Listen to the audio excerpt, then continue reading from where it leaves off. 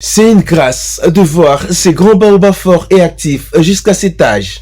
Le patriarche Charlin Kilani Pata est aujourd'hui un monument vivant du réveil spirituel, non seulement en République démocratique du Congo, mais en Afrique et au monde entier. Une bibliothèque, une référence. Après quelques jours de convalescence, ce robiste s'est rétabli et continue l'œuvre du Seigneur malgré son âge avancé. Il a procédé samedi à l'inauguration officielle de son nouveau bureau situé au numéro 8, avenue Gnocchi, non loin de l'INA, à Gombe. Quelques partenaires et collaborateurs de l'Action missionnaire africaine dans le monde, en sigle AMAM, ont pris part à ces grands rendez-vous historiques autour de leur père spirituel, entre autres Apôtre Tambulu Koki, Docteur Bienvindo, Révérend Prophète Kembo, Apôtre Niati,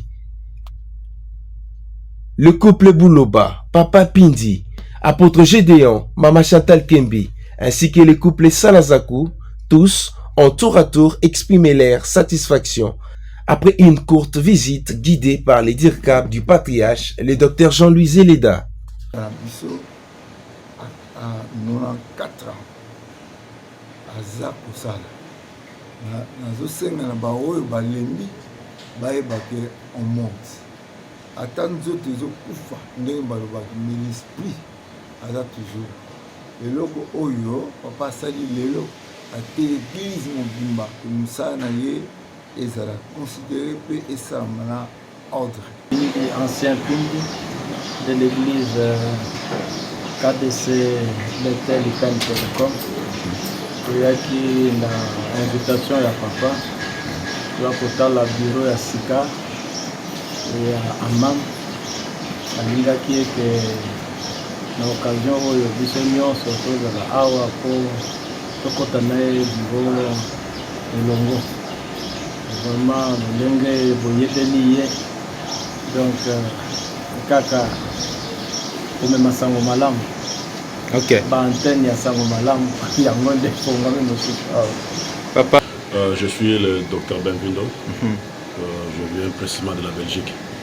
Donc en fait, parce que je suis en train d'interpréter toutes les intentions ou des révélations que Dieu est en train de mettre au sein de son esprit.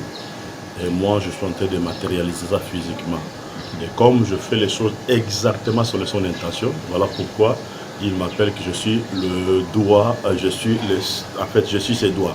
Okay. Depuis ouvrage union sur papa, papa.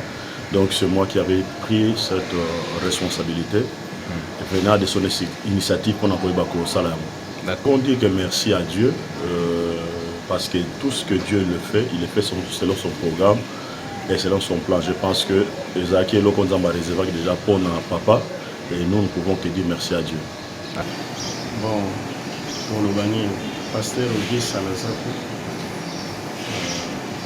voilà, papa Kelani. Je sais que il y a une inauguration, il y a un bureau, il y a Sika. Il y a vraiment Kitoko, confort, et puis, tout le monde c'est pour un rétablissement.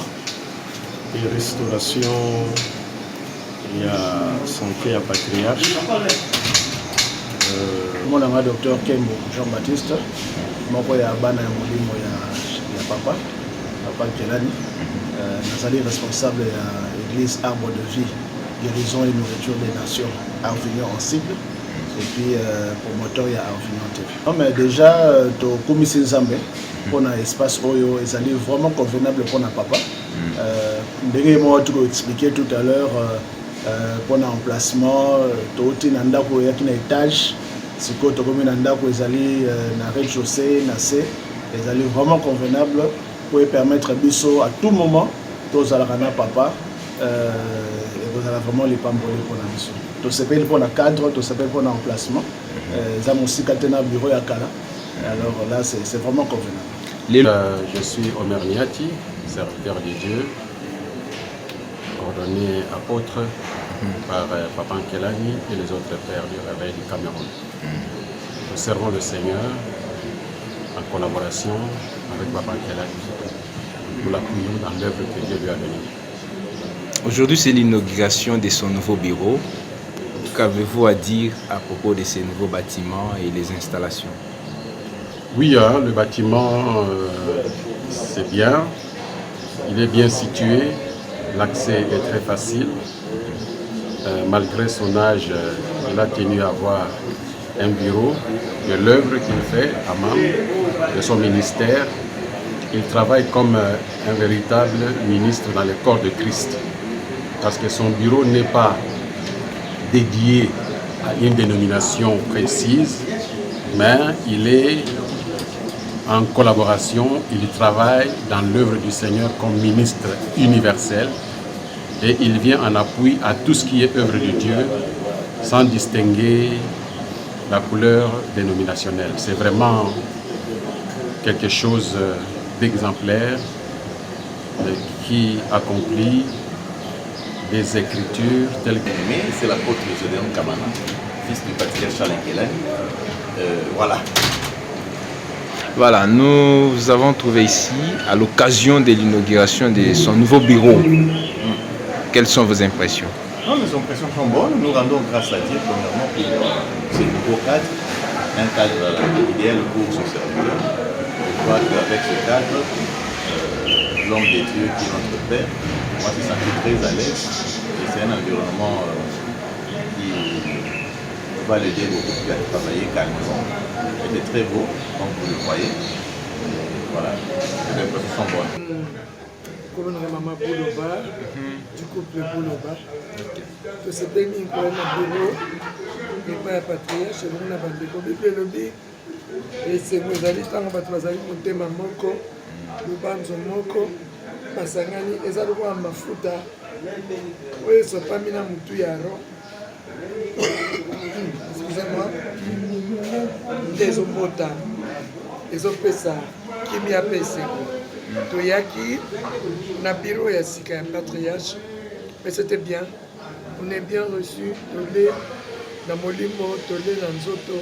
C'est frère Béni, évangéliste, chantre, producteur de louanges. Alors je vais souhaiter joyeux anniversaire à notre papy Charles Nkelani Pata. Nous sommes très heureux de t'avoir, papa, parce que Oza Lokola, pas Lokola, Oza source dans l'issue. Et nous voulons dire merci au Seigneur parce que c'est une grâce de t'avoir. Et tu es toujours en train de nous pousser à servir Dieu et au battre le mouinda pour Isaïe sur la Syria. Et tu nous dis que Kelani Azaka na Congo, Kelani Bakoumi partout. Et nous vous aimons beaucoup, beaucoup. Jusqu'à ce que Jésus-Christ revienne. Sois béni, papa. À son tour, l'un des pionniers du réveil spirituel en RDC a exhorté ses invités à glorifier le Seigneur. Son nouveau bureau. Il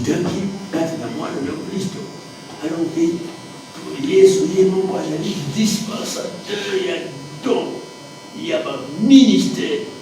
Alors que, à mon non, était à Zalem pour la terre, et j'en ai dit tombe au nez, parce que quand il a Christ, tout ce monde a pris, soit bon, il y a 5 ans pour le Zalem, à bon, il s'est dit, pour le Salamon.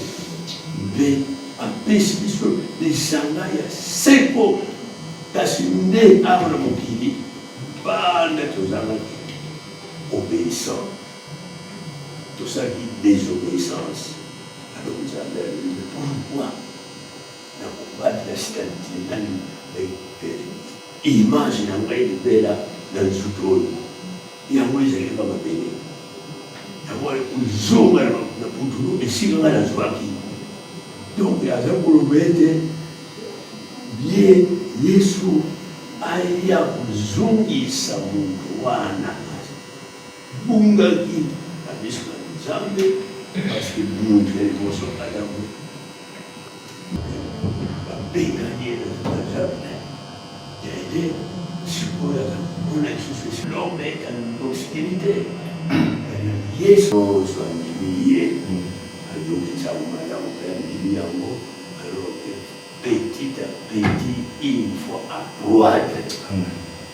Mon côté, on allait être la beauté de la bonne à coumer.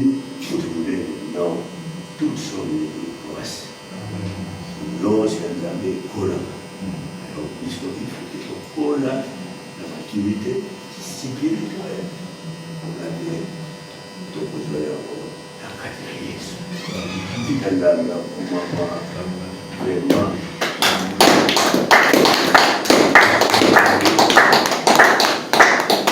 mama nalikomaka ete kota na biso awa il faut qu'il y ait un changement. Amen.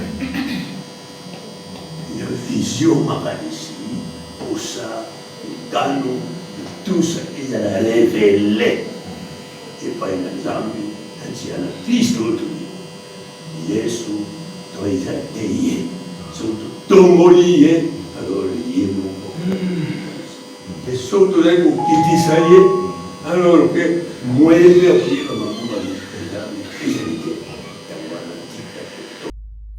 Il s'est de rappeler que le patriarche Charles Kelani reste ouvert à toute rencontre et va très bientôt célébrer son 94e anniversaire d'âge, c'est 13 mai 2024.